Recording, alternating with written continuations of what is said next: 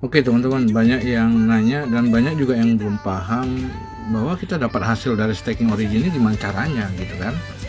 Jadi kalau teman-teman bisa baca data ya seperti ini ya. Jadi ini pada saat saya join ya. Jadi terlihat ya saya join tanggal 8 Agustus ya. Tapi ini kebetulan saya ada screenshot ini di tanggal 19 Agustus ya. Jadi di tanggal 19 Agustus itu total koin staking origin itu adalah 980.352 LGNS ya. Jadi ketika 137 smart contract yang dibuat ya oleh developer dimasukin ke dalam blockchain, staking origin itu langsung berjalan secara otomatis dan membentuk koin awal itu 70.000. Nah, jadi dari tanggal 6 Maret sampai tanggal 19 Agustus itu totalnya sudah menjadi 980.000 ya teman-teman. Bisa lihat ya, di saat saya join itu harga $31 dan total SLG-nya 27 juta ya saat itu. Nah sekarang kurang lebih di tanggal 5 April ya, teman-teman bisa lihat jumlah koinnya sudah 42.251.980 LGNS ya. Jadi ini nilai market cap-nya saat itu masih $31 juta. Kalau sekarang nilai market cap ya, jadi nilai market cap-nya udah $722 juta US ya. Nah jadi seperti ini penjelasannya kurang lebih teman-teman ya. Jadi ketika kita berkaca dulu kepada mining BTC ya. Jadi ketika Satoshi saat itu membuat 21 juta keping BTC, Satoshi Nakamoto, 1 jutanya dia masukkan ke wallet pribadinya dia yang ada di blockchain di jaringan Bitcoin. Nah, dan 20 jutanya itu dia masukkan ke wallet pool yang dimanapun kalau hari ini dia hidup, sisa yang ada di wallet pool itu pun Satoshi nggak akan bisa ngambil gitu ya. Jadi 20 juta ke wallet pool, dan dari 20 juta itu hanya bisa keluar dari wallet pool itu dengan algoritma smart kontraknya yang mengizinkan hanya dengan cara di mining. Mining itu adalah validasi. Jadi setiap komputer yang melakukan validasi dengan transaksi Bitcoin yang terjadi, dia mendapatkan reward BTC. Jadi itu sesuai dengan smart kontraknya ya. Jadi 20 juta itu bisa keluar ya. Dari 20 juta itu saat ini sudah tertambang atau sudah tervalidasi ya, yang didapat oleh para miner yang menambang Bitcoin itu sebanyak 18 juta lebih Bitcoin. Jadi dari Februari 2009 sampai sekarang itu sudah 18 juta keping lebih yang keluar ya. Tentunya nanti teman-teman bisa lihat data on-chain-nya ya. Nah jadi artinya sisa 1 juta kepingnya habisnya sampai kapan gitu ya. Jadi di halving pertama setiap 10 menit terjadi pecah blok ya Bitcoin itu, di dunia lahir 50 keping BTC. Gede ya. Nah setelah halving yang kedua ya, itu tepatnya halving pertama itu di tahun 2012-2013, di halving kedua di tahun 2016-17, yaitu setiap pecah blok ya per 10 menit dunia lahir 25 Bitcoin gitu ya. Dan saat itu harganya teman-teman bisa tahu lah ya. Dan di tahun 2020 halving yang ketiga itu setiap 10 menit pecah blok dunia lahir hanya setengahnya, 12,5 Bitcoin. Dan proses di tahun 2024 kemarin, jadi setiap 10 menit pecah blok dunia lahir cuman 6,25 Bitcoin. Nah sampai kapan ya sisanya ini akan habis sampai halving yang kesekian, diprediksi tahunnya 2140.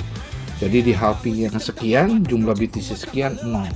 Jadi BTC itu akan habis di tahun 2140. Pertanyaannya di tahun 2140 harga BTC berapa? Hari ini harga BTC 1,2 sampai 1,3 miliar. Kemarin sentuh 1,7 miliar.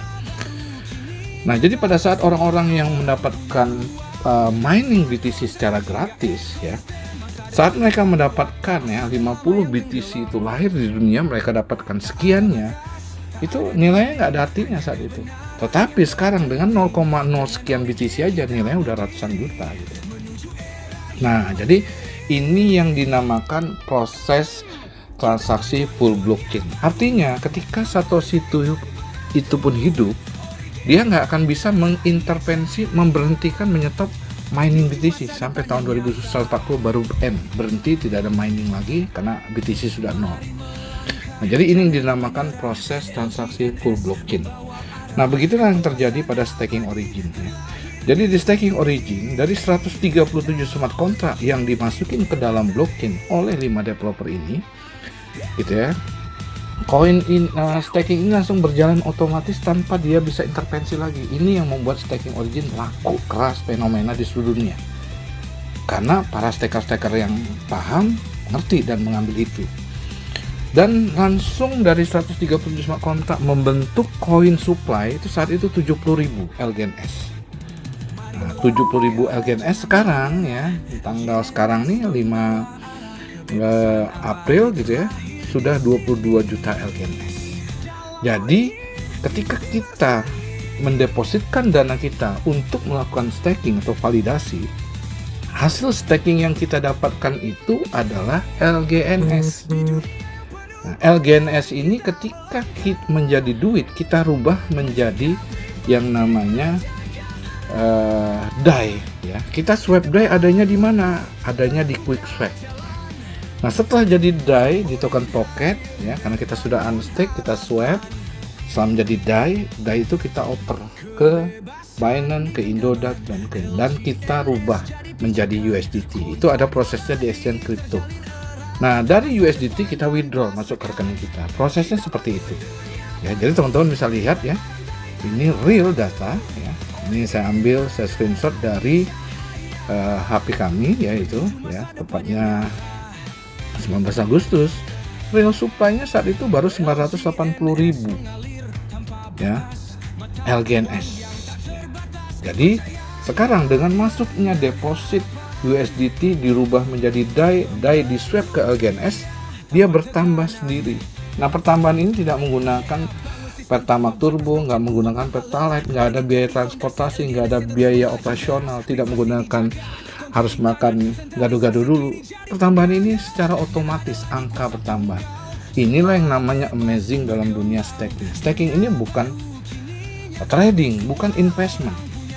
Jadi ketika Anda mendepositkan dana Anda di sini, Anda tidak mendepositkan dana Anda dipegang oleh developer, tapi deposit kita seperti yang saya jelaskan itu adalah masuk ke wallet pool, di mana di wallet pool hanya bisa keluar ketika kita withdraw.